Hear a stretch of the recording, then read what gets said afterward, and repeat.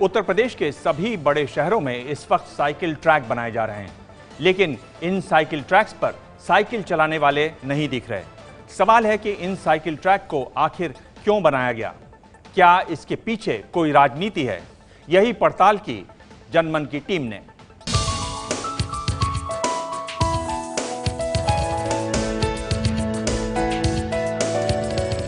दो साल पहले उत्तर प्रदेश के मुख्यमंत्री अखिलेश यादव ने एक सपना देखा। सपना देखा पूरे राज्य में साइकिल ट्रैक बनाने का।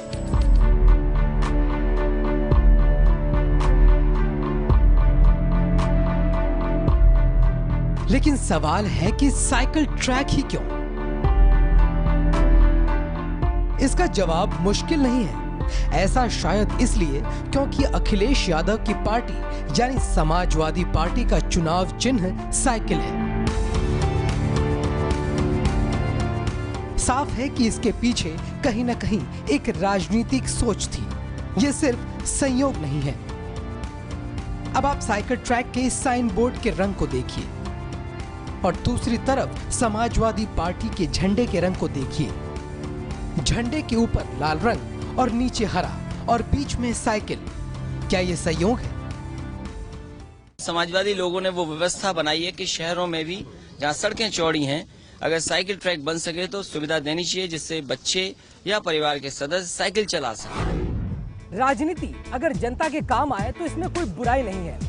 यूपी में साइकिल ट्रैक्स बनाना निश्चित तौर पर एक बहुत अच्छी पहल है, लेकिन सवाल सिर्फ इतना है कि क्या इसके पीछे नीयत साफ है? एबीपी न्यूज ने यूपी के साइकिल ट्रैक्स की इसी बात पर पड़ताल की। मैंने नोएडा और गाजियाबाद, मेरे सहयोगी पंकज झा ने लखनऊ में और प्रफुल्ल श्रीवास्तव ने आगरा में साइकिल ट्रैक्स की पड़ताल की और ये जानने की कोशिश की कि आखिर ये ट्रैक्स जनता किस तरह इस्तेमाल कर रही है। हमने ये भी पता करने की कोशिश की कि कहीं आपका और हमारा पैसा पानी में तो नहीं बहाया जा रहा। 2014 में अखिलेश यादव नीदरलैंड्स गए थे। अखिलेश का कहना है कि उन्हें साइकिल ट्रैक बनाने का आइडिया वहां के साइकिल ट्रैक्स को देखकर आया। लेकिन सवाल यह है कि नीदरलैंड्स ने साइकिल ट्रैक बनाए क्यों? नीदरलैंड्स में इस तरह के खूबसूरत और इतने व्यवस्थित साइकिल ट्रैक बनाने के पीछे एक लंबा इतिहास है। नीदरलैंड्स में 21वीं सदी के शुरू से ही साइकिल ट्रैक्स थे, लेकिन दूसरे विश्व युद्ध के बाद सब कुछ बदल गया। वहां के लोगों ने देश को फिर से बनाना शुरू किया और लोगों के हाथों में पैसा बढ़ गया। लोगों की कमाई बढ़ी तो सड़कों पर गाड़ियां बढ़ गई। सड़क हादसों में मरने वालों की संख्या बढ़ने लगी। इन घटनाओं से पूरे नीदरलैंड्स में आक्रोश फैल गया। देश भर में जन आंदोलन शुरू हो गया। लोग साइकिल ट्रैक्स को फिर से बनाने की मांग करने लगे। 1973 में यूरोप के पेट्रोल संकट ने नीदरलैंड्स को रास्ता दिखाया। नीदरलैंड्स में एक राष्ट्रीय साइकिल नीति अपनाई गई और सड़कों को गाड़ियों के लिए छोटा कर साइकिल ट्रैक बनाने को प्राथमिकता दी गई। और इसी का नतीजा है कि पिछले 3 दशकों में नीदरलैंड्स की काया पलट गई है। नीदरलैंड्स की तो काया पलट चुकी है, लेकिन सवाल है कि क्या यूपी की भी काया पलटेगी? क्या यूपी में जो साइकिल ट्रैक्स बन रहे हैं, क्या वो भी बिल्कुल नीदरलैंड्स की तरह है? ये जानने के लिए सबसे पहले चलते हैं लखनऊ, जहां मेरे सहयोगी पंकज झा बता रहे हैं कि लखनऊ के साइकिल ट्रैक्स का क्या हाल है।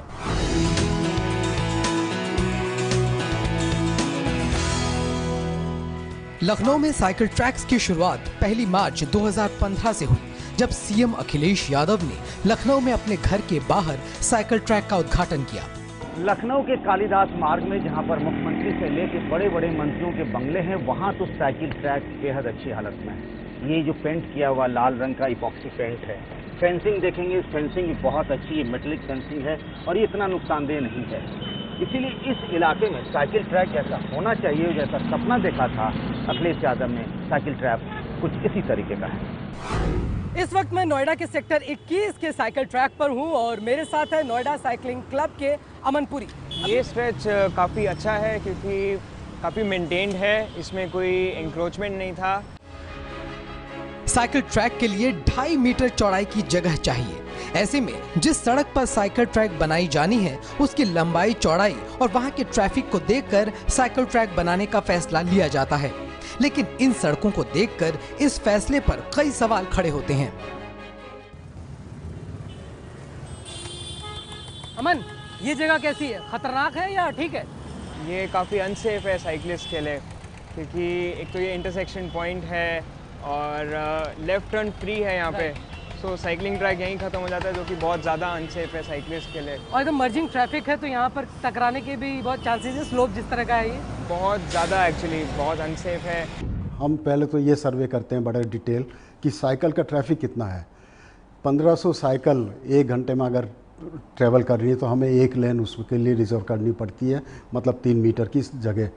और अगर इसी हिसाब से अगर इसको कंपेयर करें गाड़ियों से तो 150 गाड़ियों के लिए हमें 1 लेन रिजर्व करनी पड़ती है। इस समय हम आगरा में हैं और ये है मॉल रोड और इसके साथ बना हुआ है ये साइकिल ट्रैक। आगरा के मॉल रोड पर भी साइकिल ट्रैक बनाने का काम तो शुरू हुआ है, लेकिन यहाँ भी साइकिल चलाने वाले नदारद हैं। ये कैंटोनमेंट इलाका है, आगरा कैंट का इलाका है और यहाँ पर ये साइकिल ट्रैक बीच में ख़त्म हो गया और आगे से शुरू करना होगा, लेकिन बीच का ये जो फासला है इसमें 2 अड़चने हैं, तो अब हमें थोड़ा सा घूम के जाना पड़ रहा है, क्योंकि जो कि सड़क से एकदम सटा हुआ है और दोबारा से ऊपर साइकिल ट्रैक पे आने के लिए मुझे लगता है हमें मनमोहन उतरना पड़ेगा। अब जैसे ये साइकिल ट्रैक, यहाँ रोड खत्म और ये इतना बड़ा चौराहा मुख्यमंत्री के घर के बाहर, अब यहाँ से दोनों तरफ गाड़ियाँ आती जाती रहती हैं, साइकिल ट्रैक खत्म हो गया तो आप साइकिल पर नहीं जा सकते। अब जैसे हम हैं इस तरीके से आपको अपनी साइकिल को लेकर के फिर रोड क्रॉस करेंगे, फिर आगे बढ़ेंगे।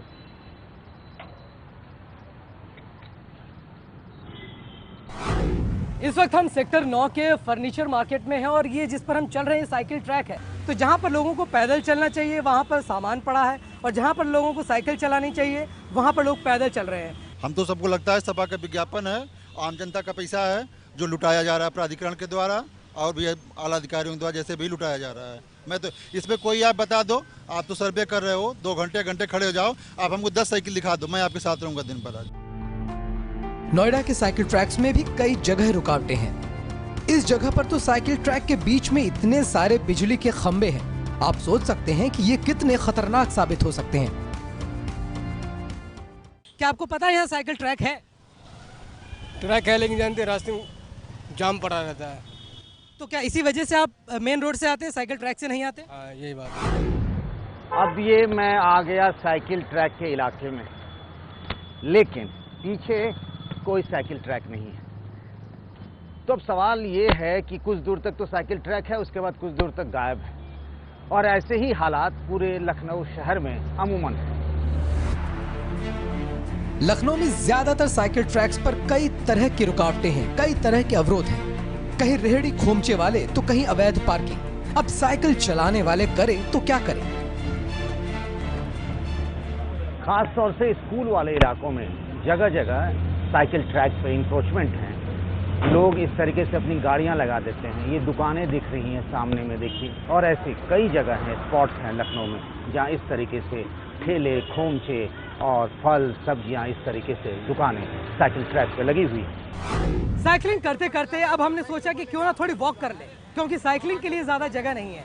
मेरे साथ अमन भी है और मैं दिखाना चाहता हूँ, देखिए यहाँ किस तरह से कार पार्क है ठीक साइकिल ट्रैक के बीच में, और यहाँ तो साइकिल ट्रैक जुड़ा हुआ भी नहीं है। अब आप सोचिए कि किस तरह की हालत है साइकिल ट्रैक। जहाँ होते हैं तो उसको अतिक्रमण अभियान हम चलाते हैं, अतिक्रमण विरोधी अभियान उसे साफ कराते हैं, और जहाँ पब्लिक शिकायतें आती हैं वहाँ पे दिखवाते हैं, तुरंत को साफ कराया रहता है। तो इस साइकिल ट्रैक के बीच में एक सड़क आ गई और वहाँ साइकिल ट्रैक खत्म हो जाती है। आगे दोबारा से साइकिल ट्रैक शुरू होती है और वहाँ से दोबारा हम अपनी जो साइकिल यात्रा है उसको शुरू करते हैं। अब ये देखा आपने, इसी तरीके से बिन बुलाए कई मेहमान साइकिल ट्रैक पर मिलेंगे लखनऊ में आप। हालांकि यहाँ स्पीड ब्रेकर की कोई ज़रूरत नहीं है, लेकिन ये हैं, और ये भी लखनऊ पुलिस की तरफ से लगा हुआ है। सोचिए क्या हालत है यहाँ।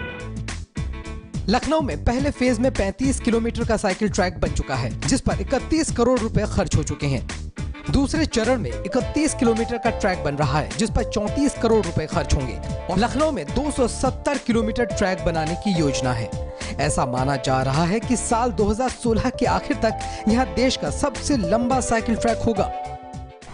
इस वक्त हम नोएडा के सेक्टर 62 में हैं और देखते हैं यहाँ पर साइकिल ट्रैक्स की क्या हालत है। यहाँ के तो अभी तक के बेस्ट ट्रैक्स हैं अगर नोएडा में देखा जाए तो। अब आप देखिए कि हम लोग यहाँ से निकलने के लिए इन दो पेड़ों के बीच में से मशक्कत करनी पड़ रही है। आगरा में अब तक सिर्फ 1 किलोमीटर के ट्रैक पर ही काम हुआ है, जिस पर करीब 2 करोड़ रुपए का खर्च आया है। यहाँ अभी और ट्रैक बनने हैं। ये बताइए कि जो आप ये साइकिल ट्रैक जैसे गोमती नगर का, राजभवन, आज हमने कई इलाकों में गए, कैसा मानते हैं लखनऊ के साइकिल ट्रैक को?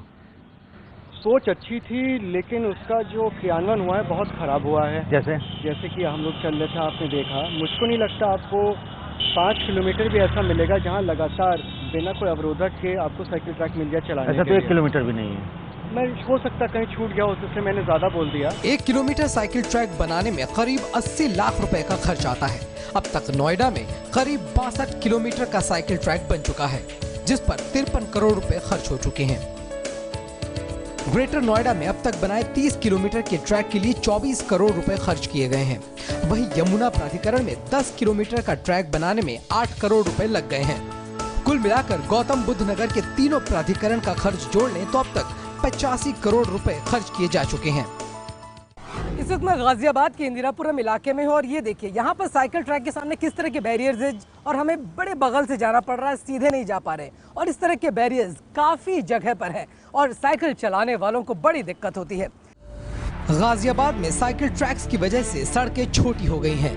लोगों को साइकिल ट्रैक से फायदा होने की जगह दिक्कतें हो रही हैं। यूपी के दूसरे शहरों का भी यही हाल है।